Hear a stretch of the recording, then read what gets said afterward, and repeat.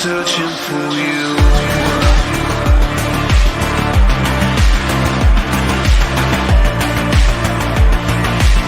I'm still searching for you.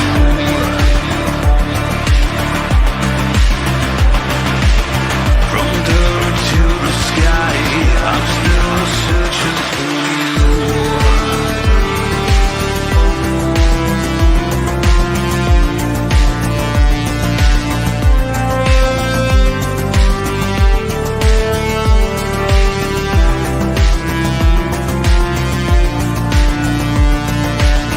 I'm still searching for you. I'm still searching for you. I'm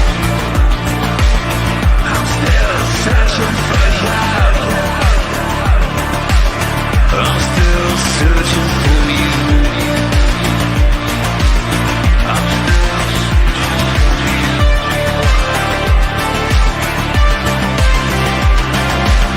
from dirt to the sky. I'm still searching for you.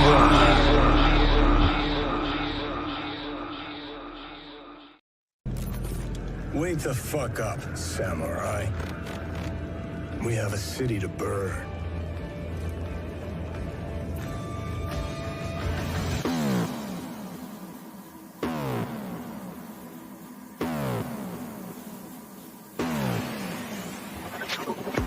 You disgust me. Who gives a shit? Go on. I made it the fuck up. I did. I did. I did. I did. I did. It's glorious. And I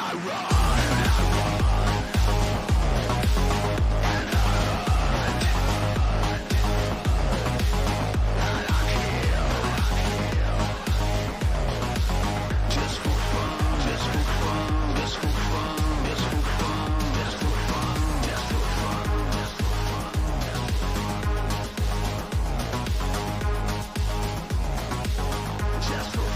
just for fun, just for fun, I'm sorry. I couldn't resist. just for fun, just for fun, just for fun, just for fun, just for fun, just for fun, just for fun. Hello, everybody out there in YouTube land. This is your T-shirted historian, and I am exhausted. I am so tired today. I almost canceled tonight's stream, but I knew we had a guest coming, Mr. Nick Phoenix from Phoenix Press, who is a comic book creator and a guy who's been on here several times promoting his comics. So I did not want to make him lose his opportunity to talk about his work. And also, we had like a ton of gaming news drop today, which I am extremely excited about, some of it. But hey, how's everybody doing? Pretty good. Quite well. All right. I have a Doing quite good. I have a health update for you. How's that going? So I got new lab results today, and everything is normal except for like 3 things. So 3 out of 18 different readings are completely normal. So I'm not dying after all, it looks like. So you're going to be with us for a little bit longer, huh? I should be okay. People were saying it's the most unprecedented recovery that anyone's ever heard of for this condition. Like 3 months, it's just unheard of. But I'm just going to stick to my guns and keep going, and hopefully I can maintain. Keep Yeah. At this point, it's just all about maintaining. Yeah. All right. I know a lot of people here are eager to talk about gaming stuff. Oh, I like Let's talk. Where to begin? I know where to begin. Well, I know where I'm going to begin. So, as everybody knows, I am a big fan of Dead by Daylight. It's one of my favorite games. I've got over 851 hours in it. I have every single DLC, so that means like every killer, every survivor, every piece of clothing, and everything else. I'm quite a fan. I've been with that game since it started, and today was its 8th anniversary announcement. Well, it's not literally its 8th anniversary today, but today's when they're talking about their 8th anniversary stuff coming up, because the actual anniversary is in July, I believe. That's when it first came out. But we got some big updates for stuff that's coming out. And the big one that hit was this right here. Come on, thing. Here we go. Poor, misguided wanderers. First there were many, and now so few.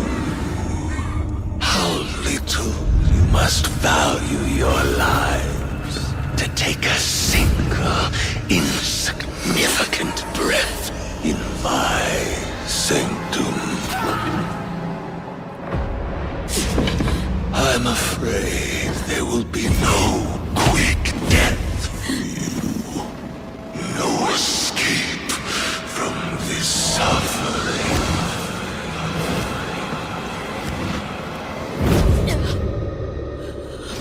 I shall draw out your ending as I see fit.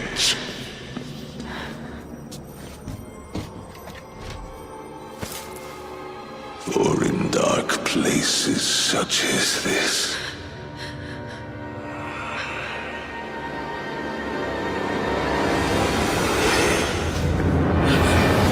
one must keep themselves entertained.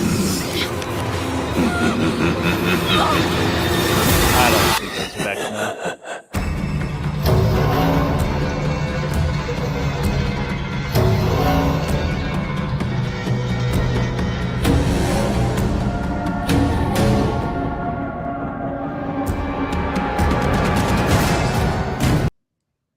Aren't they also doing a Castlevania collab too? Thanks for doing that early, Nick. I needed somebody to do that for me, right? All right. Well, I'm all right. So sorry. let's start here then. Because I think at the long term, this is probably a good thing for the D&D brand to kind of push into more mediums that people are using. Mm-hmm. I mean, let's face it, to general audiences, Dungeons and Dragons is kind of something they might have seen on Stranger Things, but you can't really just rest your laurels on that alone. No, I think I think they need to play it smart. They need to pick a couple of iconic characters, and let's face it, villains are the most iconic thing in any property. Darth Vader, Khan, etc. Well, here's what I know, because I've actually seen it in action, because VECNA and the survivors are on the public test build right now. So this is what I have seen. Yes, VECNA is a playable killer. Yes, he has 4 different spells that he uses in the game. So he is pretty versatile as a killer goes. He's really powerful. There is an entire Forgotten Realms Dungeons and Dragons themed level, which does include mimics in place of some of the chests. It also includes a beholder, as well as some other Dungeons and Dragons iconic, bits and pieces here and there. The 2 survivors are a couple of bards, and they do play their instruments and stuff too as part of their special powers. Nice. Yeah, and I don't think it actually has said that they are part of the Harpers or anything, but yeah, there's 2 new characters. They're both or 2 new survivors. They're both bards. They both play their guitars and stuff, and they're pretty cool. And like I said, everything is. I like it because it's not a cosmetic themed thing. Dead by Daylight's been doing a lot of cosmetic stuff, like with Iron Maiden and with Slipknot and all this stuff. So an actual full-on Dungeons and Dragons build is cool. But what about from the D&D aspect? Well, Vecna's hand and Vecna's eye are part of the stuff that you find in the game. I'm not sure how they're used exactly yet. I never actually got to see anybody use them, but I know that they're in there. There's portals and stuff. I don't know. What can I say? I will say, as a bit of a person from an outside looking in perspective, like I've always been like a casual D&D player. One problem I think D&D has had is kind of had like an iconography problem. Like a lot of the all IPs have like certain like Star Wars, like Death Star, X-Wing, you know, like the sound, like the lightsabers themselves. They have certain iconography that you can latch onto. I think D&D has kind of struggled. They've gotten with like promoting its iconography, which I will say they've probably gotten a lot better in the last few years, like stuff like with the D&D movie and all the stuff. But like they definitely, in my opinion, have a problem communicating. Like, okay, this is the cool stuff we want you to latch onto. I think it's actually become shittier because originally it had a unique iconography, like beholders and things like that, where Owlbears, mind flayers. But that wasn't all supposed to just be like, oh, I remember mind flayers. I remember. Like it's become a self-referential parody, and that's the problem. It's not to say that D&D doesn't have any iconic stuff. I mean, hello, Dragonlance, Strahd. It's just that, you know, looking at this, I'd say overall this is. I'll give this up to WotC as a win. You know, hey, you guys did a little bit of good brand kind of collaboration here. Actually, it's really surprising. I would have thought that if they were going to bring Dead by Daylight and D&D together, they would have used Strahd, because it seems like it would have been perfect. That was actually my thought too. I was surprised they didn't go to Strahd. But I guess it's a bit of a coin toss. Well, it's like the title of this show is, in case of fandom, break glass and unleash VECNA, because everybody knows who VECNA is thanks to Stranger Things. Yeah, and the other thing about Strahd is he's too close to other vampires, because like with VECNA is wholly unique. VECNA is VECNA. With Strahd, you run the risk of being like, oh, is that Dracula? Oh, is that X vampire here? Or, you know, but VECNA is VECNA. VECNA is a wholly unique thing where like there's not as much of a risk of confusion. The only confusion would be like, oh, is this the guy from Stranger Things? Which is, I would say, is kind of a positive confusion. And yes, if you did not recognize who VECNA's voice is, and he does talk during the game quite frequently, he is voiced by Matthew Mercer. Drink. Yep. So it's high noon. I guess it's high noon. Also, he does kind of sound like the VECNA from Stranger Things a little bit. Like he's kind of got like a same kind of like reverb to it. I don't know if that was like on purpose or just whatever. Oh, we have a Ginger in the chat. Yes, yes. I told Ginger we had something kind of special, and this was the big reveal. Was the the VECNA chapter, the VECNA themed Dungeons and Dragons Dead by Daylight inclusion, which I guess she's gonna have to roll back to watch all that unless she was watching from the beginning. But it's good to see you, Harmony. I did catch you on WIC TV last night. Good job, Hey, Harmony. Yeah, Harmony's been making the rounds. I understand. You know, she wanted to take a night off because it's just like she did her Sunday show. Yeah, she's been working hard. Yeah, she did her Sunday show for us. Yeah. Yeah, she did her Sunday show, and then she did WIC TV last night. So, yeah, I guess taking a break from Weekend Geek is fine. I hope she'll join us Saturday, but, you know. No, she sent me a text. She can only join on Wednesdays now. We don't have a show on Wednesdays. Oh, that's unfortunate. Yeah. Oh, no. Maybe I'll have to start one up on Wednesdays. Foiled. Yeah. Well, the other big reveal for Dead by Daylight today was, of course, something that already got spoiled. Thanks. Sorry.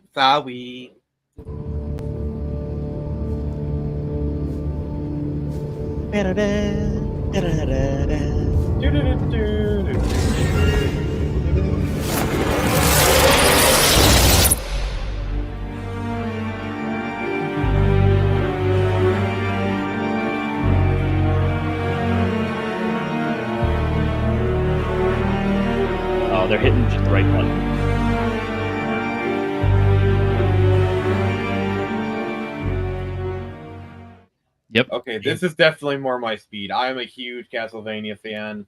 So I am too.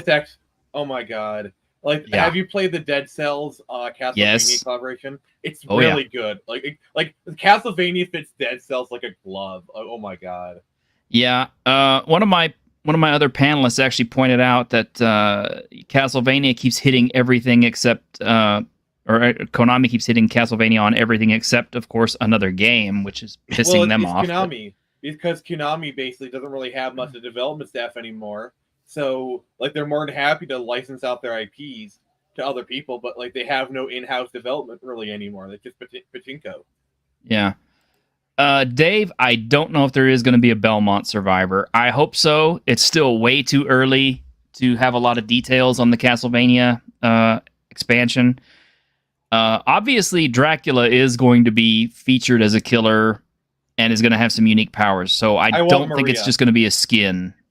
I want a Maria character. I think Maria as a character, her power set will be really interesting with like the animal familiars.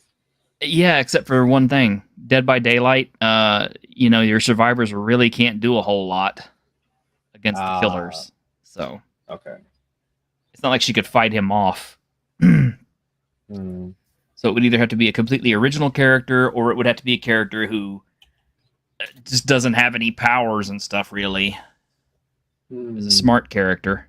I mean, they could do young Maria and just, or whatever. Even young Maria was really powerful. Did you never play Dracula X Rondo of Blood? I mean, he was literally easy mode for that game, so. Yeah. So, there's no... If you get Maria is just powerful at any level, at any age. Maybe they'll go grab one of the side characters like Grant from 3. Grant Dynasty would be interesting.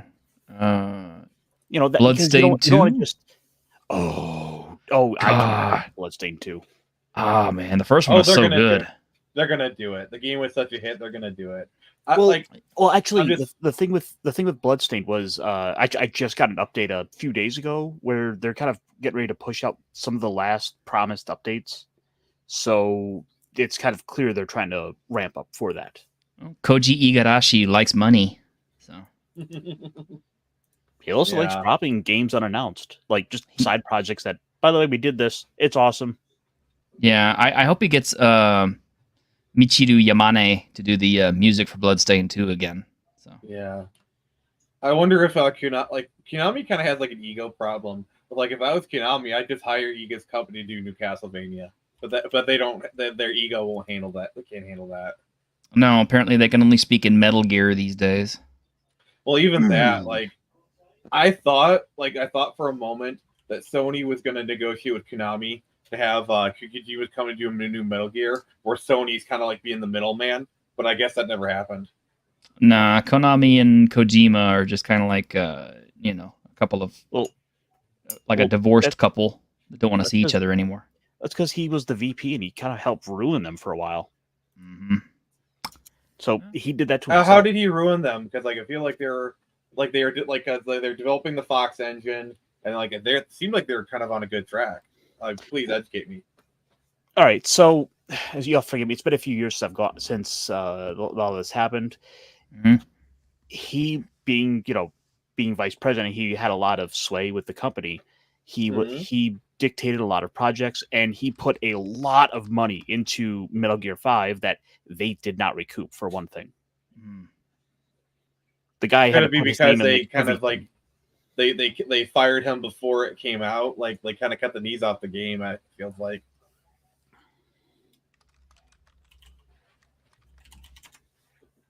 I liked Phantom Pain, but not massively. But yeah, I guess they didn't recoup their stuff, huh? I could be wrong. I'm more willing to be told wrong, so I'm just going off of what I remember. Well, Kojima has such a big fanboy base that it doesn't really matter what. I mean, look at he did a walking package simulator and Amazon delivery driver simulator. Yeah, and that did really well. Apparently, I have not played it, just because it really doesn't look like my kind of game, despite the fact that it does look cool. I technically own it on Epic, but I've never actually installed it. Yeah, I have a lot of games from Epic that are like that. Yeah. Greg informed me of something that was really cool today, and Wait a that minute. is Diablo 4 has the new Loot Reborn thing coming out, which I think isn't that actually not dropped today already? Yeah. I made a character, but I fell asleep, so I'm gonna play it again here after this stream. Is Diablo 4 on Steam yet? Yes, it is. Yes. Oh, really? Yeah. Oh, okay. Yeah. I was not aware of that. You could buy it for as little as $70 or pay $100. I don't recommend you pay $100. Actually, Oh, I actually God. don't have a problem with the Blizzard launcher, Battle.net thing. Mm-hmm. It's okay. It's Like if I'm playing WoW or like one of their live service games, sure. But if I'm just having like individual games, I'd rather have all my games on Steam. Same. And it It's probably seems why. like they're the ones who are going to kind of sweep up in the end.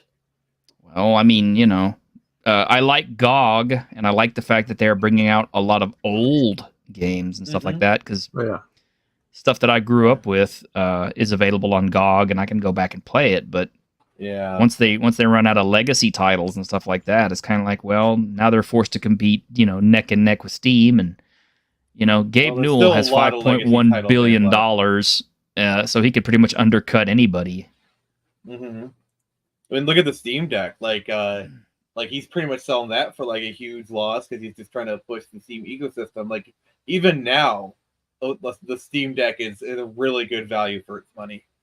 Oh yeah, I love my Steam Deck. I've considered buying one, but I'm broke and I owe money, so that's not going to happen anytime soon. If you have money, you should get a Steam Deck. I love mine.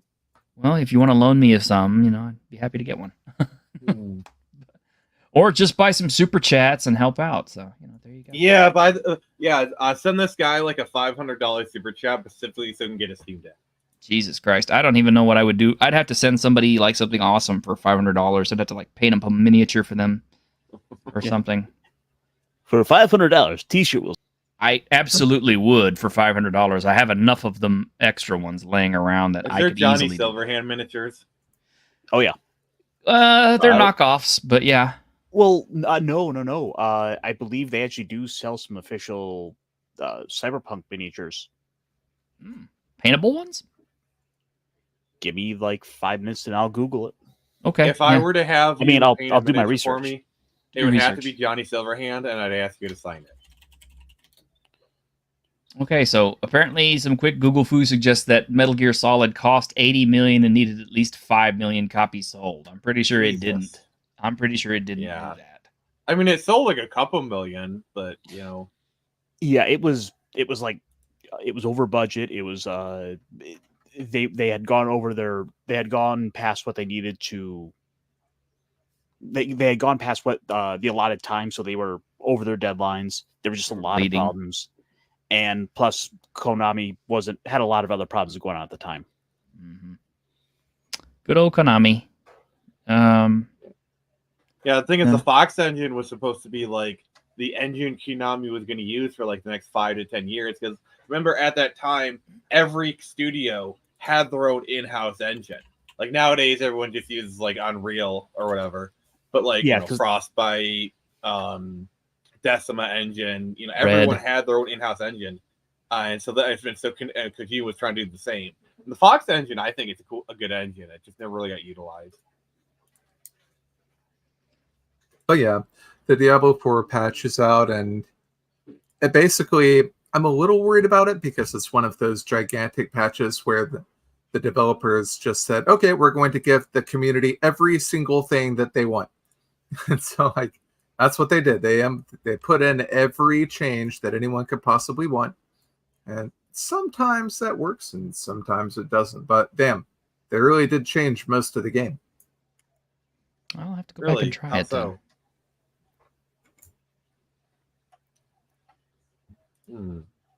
Stupid game was released in beta form anyway. They shouldn't have done that. So is Diablo 4 good? That's the question I need to ask you, because like I do enjoy Diablo, but like I've heard like kind of some bad things about it. Like, do you think it's good? Well, the campaign has always been very good. Voice acting, amazing. Graphics, excellent. Atmosphere, top notch. But if you go beyond that and want to have the in-game experience of a Path of Exile or a Diablo 2, where you're not going to find it. But they say that they've added all that in this patch and that it's much better. So we'll find out. So if I go in there just as a play the game, finish the game, move on, would it be worth my time? Yeah, It depends. I would say so. It took me about 15, I think 15 hours to finish the main campaign. Do you play do you like to play Fat Girl Druids? That's really short. Like, I'm sorry. I mean, I can beat Diablo 2 in like 6 hours. I'm sorry. I don't know. Oh, I don't know. Diablo 2 has replayability of like different like builds and characters and whatnot. Well, Diablo this 2 one is just a apparently lazy does title. now too, so we'll see. Yeah, one of the biggest problems I had with Diablo 4 was the scaling, because it was like it didn't matter how many levels you got or what kind of abilities and armor and everything else that you got. It's just everything out there would keep scaling up to you, and it was just kind of like, wow, I'm just treading water this entire game, and I'm not really getting anywhere. No, they've added so much. They've added the season journey where you basically have like 30 points during a leveling experience where they like give you like rewards and gear. They totally changed the trading system. It used to be you couldn't trade anything. Now you can trade everything. It's like Diablo 2, uniques, legendaries, mats, whatever. It's like it's a totally different experience, I think. Yeah, and it's always online. Yeah, as far as I know. I mean, I kind of expected that much. Like, I'm not even gonna get mad at that. Well, that's the one thing a lot of players also wanted was an offline mode. But, oh well, we can't have it all, I guess. And we can't have nice things either, apparently, because saw this today. Apparently, it's a real thing. What? Yeah. This is from a Lara Croft game. Yeah, we must return the crown to the demons out of respect. Shame. I wanted to admire this relic a bit longer. Cultural heritage is important. You can't just take it away from people. Well, from demons in this case. The crown must be returned. And I'm just like, God, what is that? Tell me. Well, at least they didn't censor the character model. This is official as far as I know. This looks like it comes from like a mobile game. Yeah. I think it is a mobile. Did you hear like apparently it's like, oh, we want to get away from raiding tombs. Yeah, Tomb Raider. That's been the larger thing they've been trying to do with the character, because it's part of this larger push of archaeology is bad. And you know, it's just colonizer. I mean, this really isn't a surprise because we saw this with the role-playing game. We saw this with some of the other recent discussions around how I think other future games want to go and kind of redefine her as sort of this activist who restores artifacts to these cultures that were pilfered by like the British, and you know, that's something you can do. The game is called Tomb Raider. Yeah, exactly. That, and if you look at the history of it all, like, you know, all those artifacts and that were basically rotting in abandoned and long forgotten tombs that would have never been discovered had it not been for these British archaeologists going in and, you know, collecting them. The British Museum is where they house the stuff where they stole everything they stole from us. Yeah, and just kind of like to add insult to injury, Amazon has confirmed its Tomb Raider series for Prime Video with Phoebe Waller-Bridge as writer and executive producer. And I'm not sure if she's actually starring in it as Lara Croft, but I bet she sure has floated that idea real hard. So she ruined Indiana Jones. Just like, but I still want to be an adventurer. I'm gonna go ruin Tomb Raider. Like, it's just like, I swear my computer cringed so bad because I was actually going to be playing Tomb Raider 2013 on stream, and like the game actually refused to run. It's just so ironic.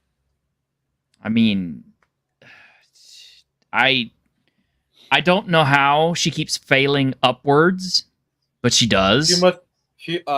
Can I be a little vulgar, or is this, Well, that depends on how vulgar you want to be. I mean, she must give amazing blank. oh, I think this is appropriate. Then we need this for that. Oh my That's god. right. Well, come on, count it. That popping noise. The noise that it's making. Oh, this noise? Damn. 11. What? Harder. Oh, yeah. Oh, There you Snuffy. go. Yeah. Snuffy.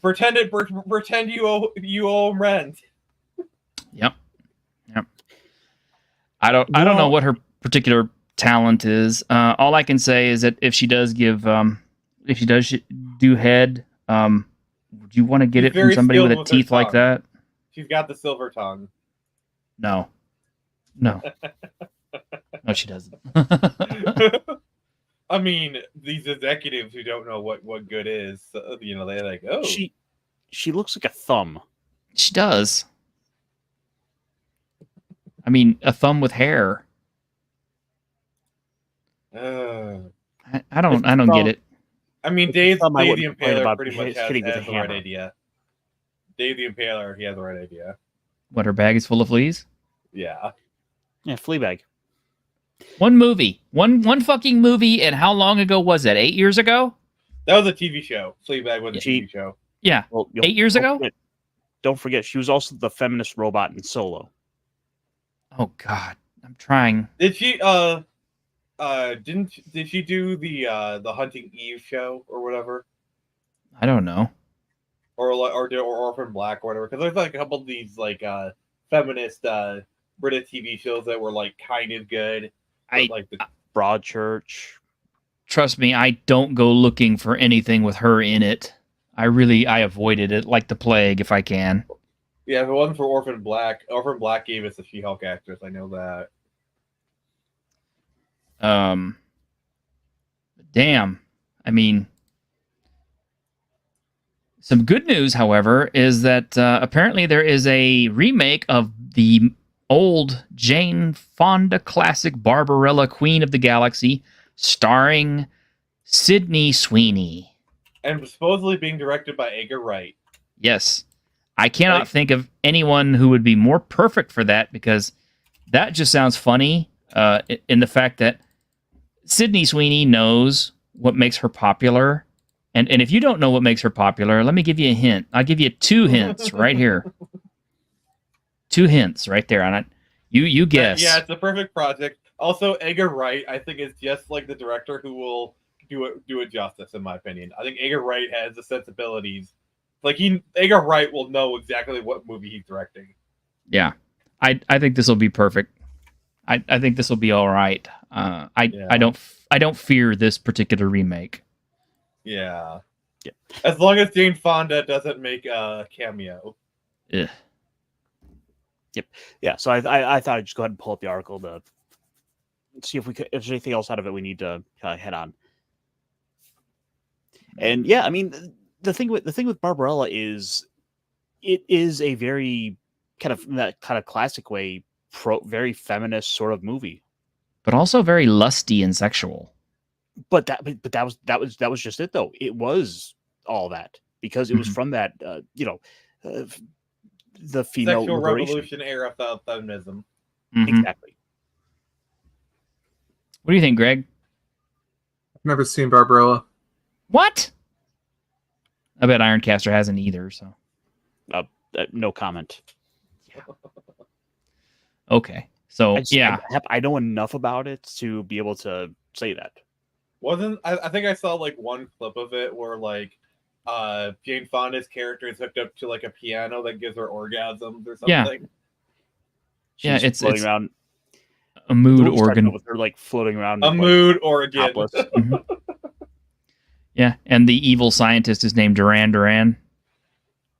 I wonder. Which, that's by the way, from. this will also be at Amazon, much like Tomb Raider. What? You Well, know, Amazon is really weird because Yeah. the same studio that gave us Rings of Power and Wheel of Time is the same studio that gives us Invincible and Reacher. And Fallout. Thank you. Yeah, Fallout for sure. I'm kind of concerned about how they'll handle New Vegas because I'm like a huge New Vegas fan. But I'm kind of like wait and see on that one. Yeah, we all are. Their Fallout wasn't perfect and it had a lot of problems, but still, it was fun to watch, and I pretty well thoroughly enjoyed it for the most part. My opinion is, yes, it has problems, but the positives of that show vastly outweigh the negatives, in my opinion. That depends. If you're Reaper, they don't, or Mauler, or any of those guys. Not that I'm shitting on those guys. I value those guys' opinions too. You know, I like them, but you know, it just kind of seems like, you know, when you got like Critical Drinker out there defending it against Mauler and Reaper and everybody else, that's a real big split amongst everybody. Well, the other thing is Critical Drinker. I trust his opinion a lot. Like he's kind of a bit of a tastemaker, in my opinion. Like he's I wasn't gonna watch Andor, and then he gave a glowing recommendation, and I did watch it, and Andor was actually not bad. Andor, yeah, it was not bad. We did get this lovely thing here and an announcement that this piece of shit is coming to Amazon as well. June 2nd, I believe, or no, August 29th. Yes. No. Yeah. That. And why does it look like? Why does it look like he should have on the Scarlet Witch like headdress? That bro. Also, that dude does not have a. Excuse me. That dude does not have a 4-head. He has a 5-head. Also, I love like how they're clearly copying Daemon Targaryen. Yeah. Oh, yeah. They're seriously copying Daemon on this. With Matt Smith. Which season 2 is coming next month. Thank you for ruining that for me again, Nick. Let me lead the show. I'm sorry. Yeah. Rings of Power, 2nd season coming August 29th. Since I already have Prime, I'm going to watch it and just suffer and tell you guys how bad it is and make fun of it and point out where it's stupid and where it blows the lore and where they fucking blatantly rip off better movies and television. And to my knowledge, no reviewer yet, other than myself, has pointed out the fact that that Elfie Orc dude's speech at the beginning of, I believe it is episode 3, is pretty much ripped line for line straight from Colonel Kurtz in Apocalypse Now. The only thing that I remember is I watched a clip and they call the elves knife ears, which is from Dragon Age. Right. Oh yeah, they steal from everything and they do it shamelessly. They don't even try to hide that they steal everything from everywhere because they are shit writers who cannot concept good ideas of their own. This apparently, from what I understand, is supposed to be Sauron. By the way, he's the only character in the show who actually looks like an elf. Does he though? He looks more like an elf than anyone else I've seen. Well, okay, yeah, that's true because all the other elves look like they're like old and drag queens. No, basically, it's like they just put the pointy ears. Like, oh, they're elves. See, you see the ears? They're elves. Yeah, pretty much. You got Wish.com elves, and this is Amazon, who's got $1 billion invested in this show. Mm-hmm. Like, literally, they could just literally get the stuff from Amazon.com. Yeah, literally. I'm pretty sure they must have mugged the warehouses to find shit. It's just for really the show. sad when you compare it to like the Jackson films, which had a significantly lower budget and were made 20 years ago. And they look and still hold up, and the armor looks significantly better. Like, well, I mean, some of the armor looks like stuff you get at Party City. They did, dude. Okay, the chainmail that some of the characters are wearing, it's a shirt. You see it, especially at the elbows. When they bend their elbows, you can see like, oh, it's a shirt. It's not mail at all. Yeah, I mean, the costume design was just a little bit better than Wizards of the Lost Kingdom 2. Oh, God. Yeah. And there's people in that movie running around in sweatpants I remember. See, that like, movie. I get that Rings of Power is bad, but the thing that pissed me off is Wheel of Time, because I'm a huge Wheel of Time fan, and I actually watched episode 1 just for like the content. To like, I actually did like a live reaction. Oh my god, it is worse than I thought. Like, I tried to watch it originally, I only got like halfway through. I watched the first episode. Oh my god, it's like they're trying to create new plot lines, but like it's just like worse. And it's like such misunderstanding of the source material. Oh my god! Like I cannot watch that show anymore because it will give me an aneurysm. Well, I'll watch it just to laugh at the it. problem with what they do with Rings of Power is they don't have actual material. They just had a basically list of shit that happened, and now they have to try to fill in all the blanks between. Well, that's their fault because I think their rights are just for the trilogy, and they're adapting like 35 pages of the appendices. Like they don't even have the rights to Silmarillion. They've adapted. Quote unquote. Like, if he has all this money, why doesn't he just go and get the rights to the Silmarillion? Then he could actually make good make content. Oh my god, do you really want to see him butcher the Silmarillion? No, but at least then it'd be something to adapt instead of just whatever this crap is. Now, I did hear a rumor, and this is just a rumor, so nobody, jump down my ass if it's wrong, but I did hear a rumor that they were going to get Jackson to shoot the Silmarillion. I don't know how true that is. That sounds more like some wish fulfillment fantasy shit. There's like another announcement that came out recently. Well, did you hear the other announcement with Peter Jackson? What? I'm trying not to steal your thunder again. No, go ahead. Apparently, Peter Jackson and Andy Serkis are working on like a Gollum movie or something. Oh, I heard about that shit. Yeah, nobody cares about that. Sorry, I didn't want to steal your thunder again. I was trying to be very careful. He's learning. Yeah, he's learning. Frick off. But yeah, the Gollum. Gollum is like, who wants this film? But I mean, if it's Aragorn hunting Gollum, that actually might be interesting.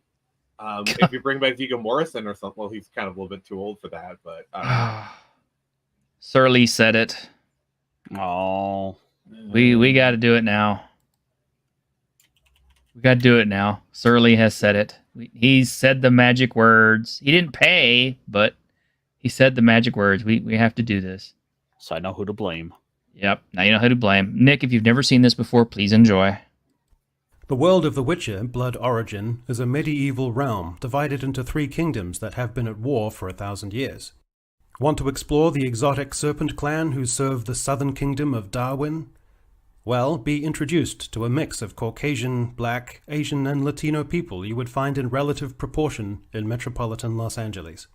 What about the Raven clan that defends the northern kingdom of Prussia, a place where the inhabitants are the same mix of Caucasian, Black, Asian, and Latino in relative proportion to metropolitan Los Angeles? Finally, take a journey to the mysterious far-off kingdom of Zintrea, where the folk are the same mix of Caucasian, Black, Asian, and Latino in relative proportion to metropolitan Los Angeles. But don't fear, if you still have a yearning for exotic medieval fantasy, then embark on a journey of escapist epic adventure in Willow, set in the ancient kingdom of Ter Azlin, where the folk are the same mix of Caucasian, Black, Asian, and Latino in relative proportion to metropolitan Los Angeles. And from there, be swept away in the grand fantasy spectacle of The Lord of the Rings of Power, where the insular island society of Numenor is made up of a mix of Caucasian, Black, Asian, and Latino people in relative proportion to metropolitan Los Angeles. Then be swept forth to the distant and utterly different geography and climate of the Southlands, a pastoral folk made up of exactly the same mix of Caucasian, Black, Asian, and Latino people in relative proportion to metropolitan Los Angeles. What the fuck? Yep. I'm broken. Yeah, well, I mean, it's true, though. I mean, nobody these days, knows how to cast, apparently, or they just have to have diverse casts because it's diverse, not because it fits. However, before Rings of Power shits its way across the screen, on June 16th, you can enjoy House of the Dragon Season 2, which should be much better. I enjoyed season 1. I thought it was pretty good. I've never really read Fire and Blood, but I do like I still have some love for Game of Thrones, and I think this like Rings of Power.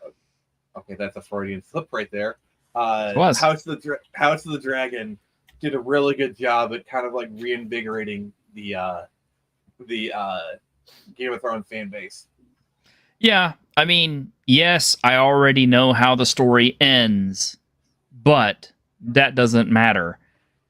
The point is, it's like I didn't expect anything good considering the awful shit that was Game of Thrones season 8, 7, and 6. But yeah, House of the Dragon was good. I really enjoyed it. I mean, there was a couple of things here and there that were stupid, like, girl boss breaking through the bottom of a basement with a dragon in the middle of a crowded courtyard. So.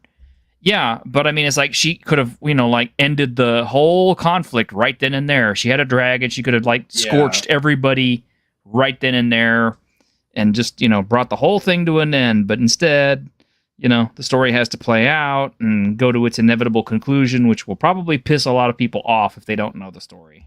I vaguely know what's going to happen, and I know what you're saying. Yeah. And did you hear the story of Bob? How Amazon kind of screwed themselves over? What? Apparently, the House of the Dragon showrunners were actually originally at Amazon, and they were developing a Conan show. And the development's going good, but then the new executive come in, and she wanted female-led stories. So that's because Conan was problematic because he was too masculine, and it was too toxically masculine. And then so the showrunner who was going to create Conan went to Warner Brothers and then created House of the Dragon, and then obviously House of the Dragon was going head to head with Rings of Power, and House of the Dragon soundly beat, and it's just, and now they're doing it again. Well, I gotta give Warner credit here because.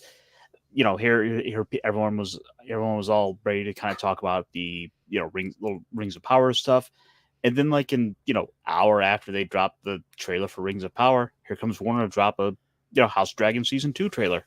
Mm-hmm. So let's suck that oxygen out again. We know how to play this game. Yep. Yeah, yes, they did. I mean, this time around, you notice how House of Dragon's coming out in June, and then Rings of Power is coming out in August. They're trying to space it out. They're trying to give some room. But I do feel like people are still even talking about House of Dragon Season 2, even when Rings of Power is going on. Well, all I know is that if House of the Dragon Season 2 is anything less than stunning, everybody's going to be upset because they've set the bar pretty high for that from that first season. But maybe especially now that we're in the actual conflict, we're in the actual dance. Mm-hmm. We did also get a little bit of gaming news today, a little bit of extra gaming news. Today is all gaming news. We got this courtesy of the Game Informer. Oh, this was the story I thought you were going to go with. What is this? This is the new cover for the Player's Handbook for the brand new edition of Dungeons & Dragons that is going to be coming out in, 2025? What is this, the D&D Next or D&D 1? Or the D&D, whatever they're calling it. They're just calling it all Dungeons & Dragons. Their whole assertion is no, we don't want to create another edition war by bringing out another edition.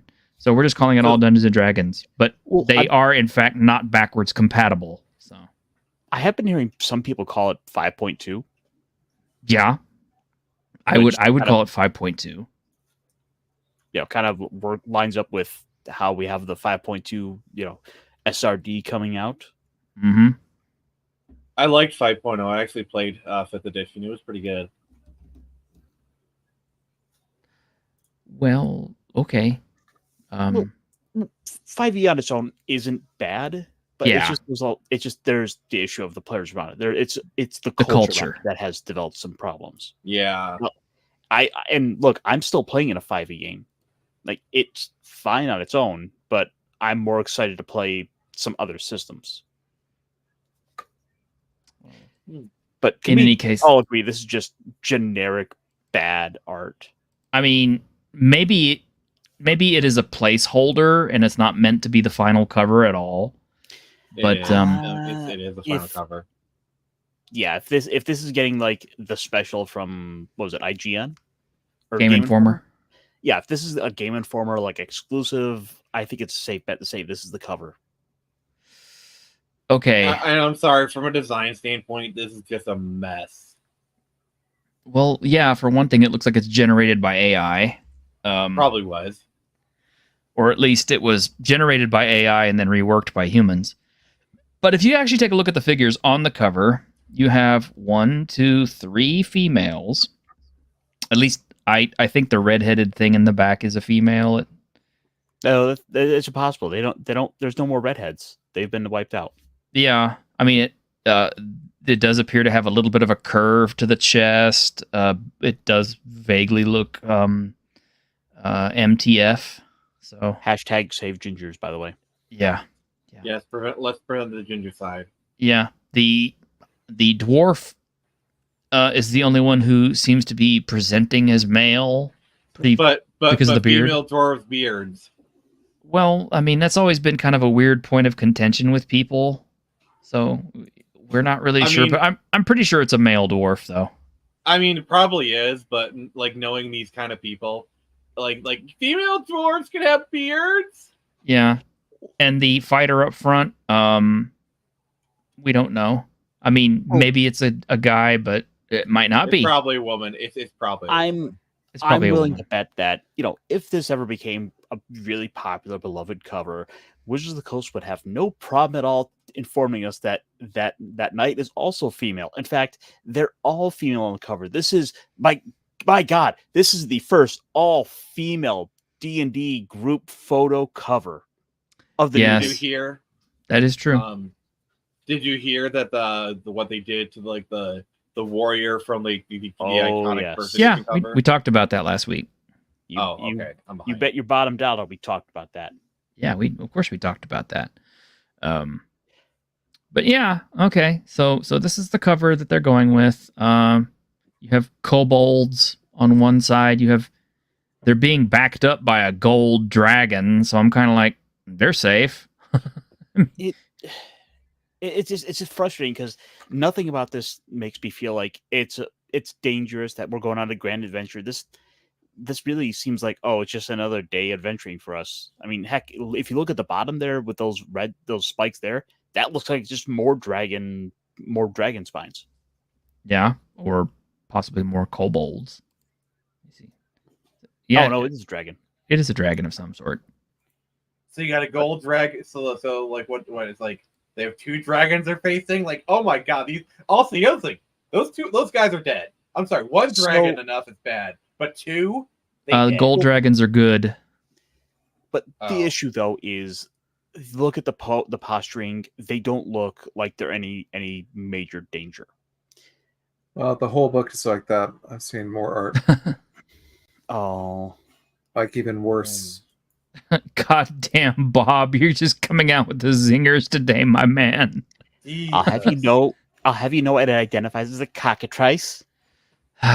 Bob, this one's for you. God damn! Sprouls, motherfucker. That's awesome. You get a dragon. You get a dragon. Yes. I love you, Dave. So yeah, that's our cover. And I guess these are going to be the new D&D iconics for the not new edition, but actual, continuing adventures of Dungeons and Dragons, where everybody is gray goo and is exactly the same. I'm just curious. I've never asked this panel this particular question, but since I've got at least 3 gamer players on, how do y'all feel about the fact that racial statistics don't mean anything anymore and racial abilities can now be interchanged amongst all the different races? How does that make you feel? I mean, what's the point of even have races if you're not going to have racial statistics? It's like a cosmetic thing. Like that's all it is. Like, if it has no like race component to it, like what's even the point? Greg? Oh, that's been out for a long time. We've had like whole talks about that, and it just kind of makes me throw up a little bit in my mouth, so I don't want to talk about it. Caster? It's a difficult topic because there is an argument to it that, you know, race shouldn't be all there is to it. Like, why should a dwarf, for example, just inherently understand stone cutting and how like the layout of stone architecture is if they were basically raised not among dwarves outside of that. There's a lot of arguments to it, but the problem is a lot of this is coming out of sort of the same activist group mind that has to just do nothing but deconstruct everything. I mean, so yeah, like, you're I'd be willing halfling. I'd be willing to entertain it and kind of go into and have the discussion, but it doesn't come from a genuine place. I mean, these are the same people who think gender is a social construct. Yeah, Right. and who insist that orcs are black people. Well, actually, I was thinking about that. You know, Macoding. excuse me. Hey, halflings, being raised amongst orcs now could get orc ferocity for some reason because, yeah, I see halflings as being orc-like all day. But yeah, I think Bob the Odd has it right. The D&D races are Fortnite skin, and I've been saying this for a while now too. It's like Dungeons and Dragons races are pretty much just skin suits so that they can explore their fetishes and rub up against each other, kind of like this. Therapy through roleplay. This is your new D&D character. I'm disappointed you didn't have a minotaur on hand. I found a horse the quickest, so. Oh, that'd be some bullshit right there. Oh, bad. I mean, call me a sheep because it's bad.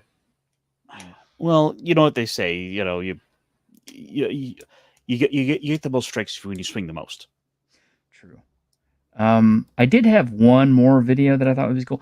Incidentally, by the way, I got copyright claim to hell and back over all the cool stuff I posted up on Saturday. So I spent most of Sunday having to scrub all the really cool ads and stuff that I put up. So if I have to do it again on this stuff today, I'll be annoyed, but you'll be happy that you caught the live stream and aren't catching this secondhand if that's the case. But Greg will probably enjoy this. I see it.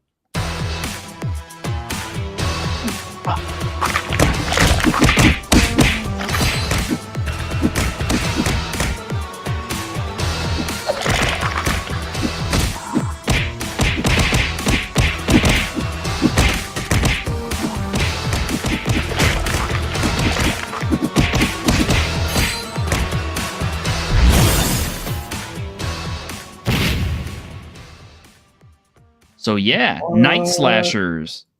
Night Slashers is coming back on a remake. They're redoing it with cartoon animation. They're apparently adding another character, possibly more. I'm excited about it, man. I can't wait till it comes. Obscure. I'm excited. Yep. And don't forget, tomorrow, Mullet Mad Jack drops.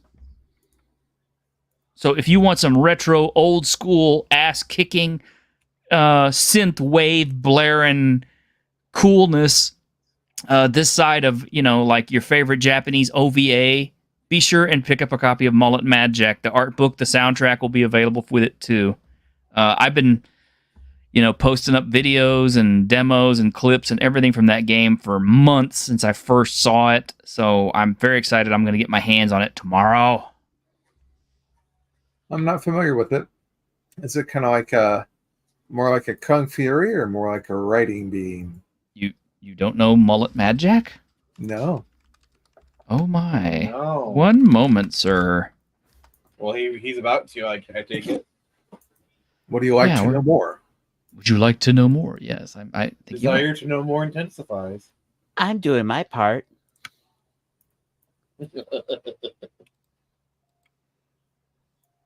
One moment, sir. Please wait while we load up some awesome content. Loading. There you go. You ready? Loading. Yes. Okay. It's Yo. going to be loud. Video. Has There! loaded. Initializing our live stream show!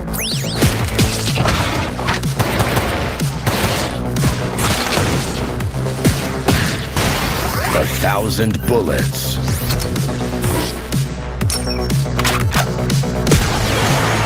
And 1 mullet. Badass moderator to take care of our butts! Especially our prices! Destroy these damn robots!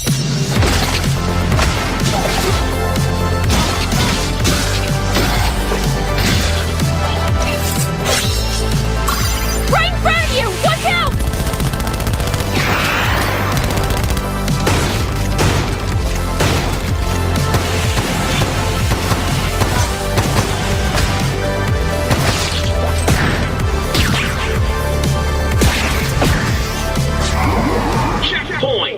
Old school anime action.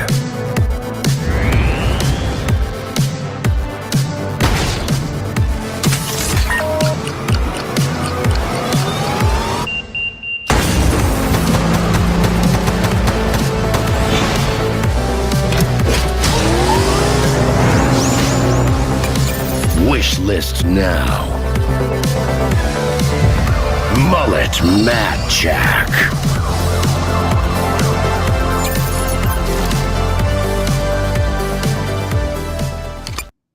Was this made using DZ Doom? No. I'm there. I'm gonna play it. Hell Yeah. yeah. You can Ooh. already download the demo. Oh, wait. On Steam? Yeah. It's up on Steam. You can download the demo. You can play through. Pardon me. Yeah. I need to go download the demo. It's only about 3 gigabytes for the whole game, so it's I'm very excited about it. I think it's gonna be great. I've been playing the demo and I love it. So Mad Jack. Okay. yeah, it kind of reminds me of like a hybrid of oh god, what was that old game? Shit, I can't remember now, but an old FPS that was pretty Killer popular stuff. using kind of like the same Doom engine. I'll probably remember it in 3 hours. It doesn't matter. I'm tired. Yeah. But yeah. So we got some great stuff to look forward to, man. You know, just keeping it positive. We got lots of cool stuff to look forward to. We got so many games, Yeah, we some got cool so many comics, series. too. And we have comics to look forward to because Nick Phoenix has got a new comic in the works right It's now. certainly on brand for the show. Yeah. So this is from his Indiegogo Oh! page. That is some Inception shit right there. It is. Wow. I can smell colors. Yes, you can. So here we are. He is $545 into his $1,500 flexible goal. He's got 26 days left. He's only got 21 All I can backers. see is the screen. Yeah, you can see the screen, right? No, it's like the infinite mirror effect Yep. going on. No, don't worry. Don't worry. We can see it. Okay. Wait, That's just on your end then. The heck? Yeah. But here's the cover. This is number 4. I believe he's also got a catch-up tier, so if you didn't catch this beforehand, you can get all 4 of them and be totally caught up.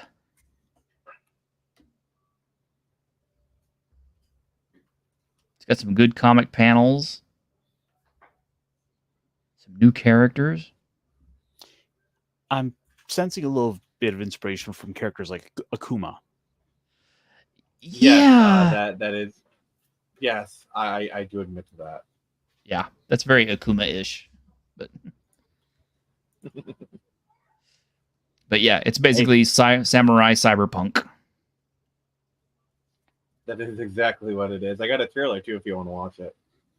I don't think I'll get sound through it, unfortunately. But let me try it and let me know if I get sound. If I don't, then I may have to let Ironcaster take this. Oh, it's on YouTube. Alright. Never mind. Wait a minute. One moment. If it's on YouTube, I can do this. One moment. The version that's on my YouTube channel is a little bit older, and the one on the Indiegogo is newer. But the older one is still fine.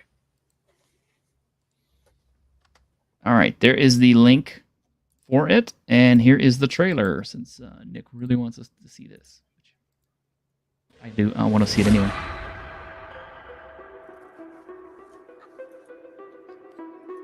It's time. Imagine a corporation with a stranglehold on the city. Imagine a cretin insane enough to work for them. Imagine a warrior on the verge of insanity. From past to present, from blood to blade, from man to samurai. This summer, the Phoenix Press presents the evil that has a new enemy. The justice that will be bittersweet. And the world that will never be the same.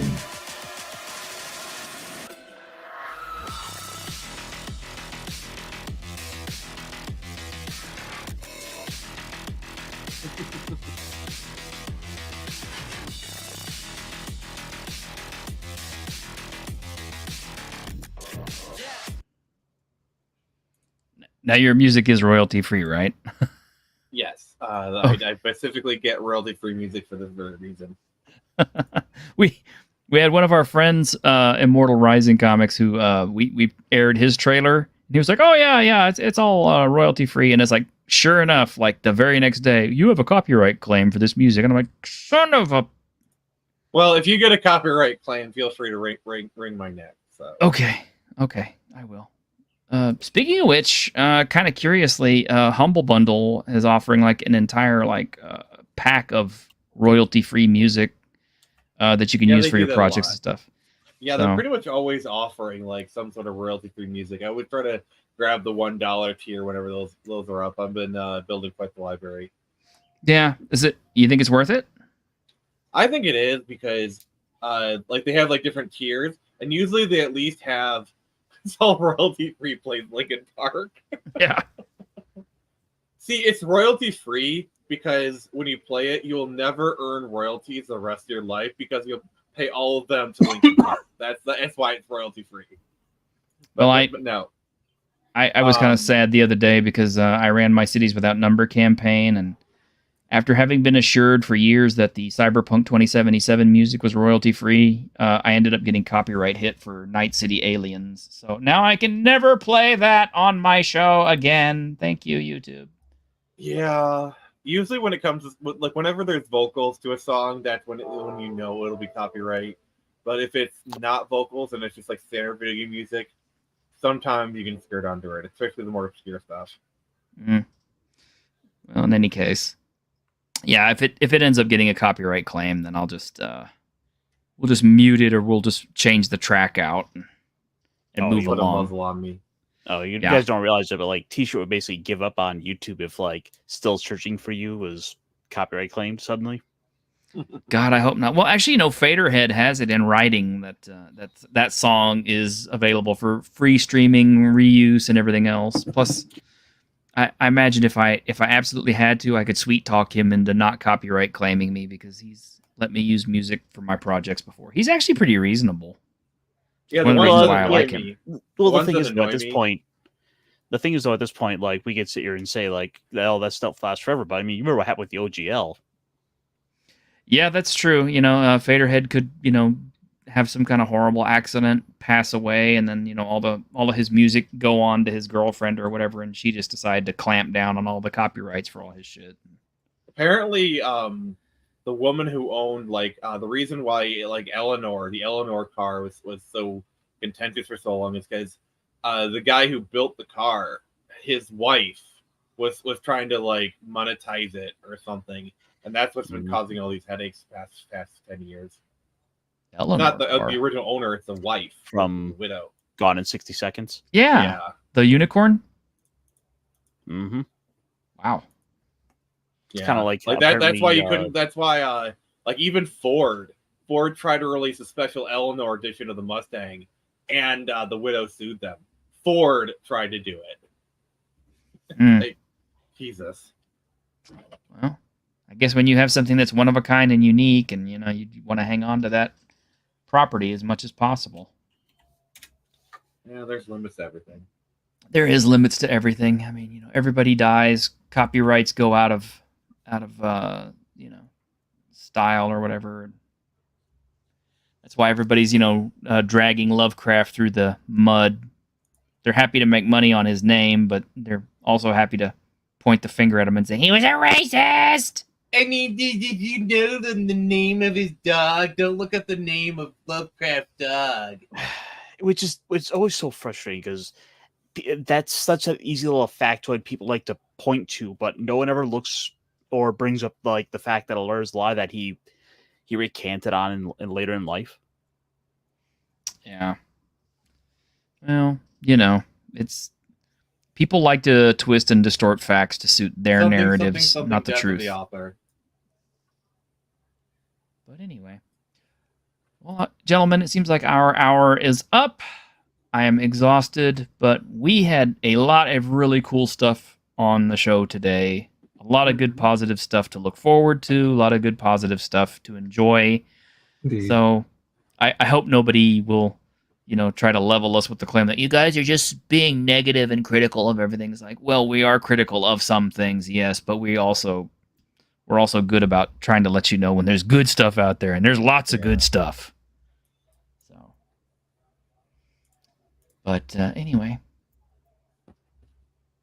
shall we say good night? Okay. Good night. Good night, everyone. Thank you for hanging out with us, and we hope we will see you Saturday. Until then, have a great week in Geek!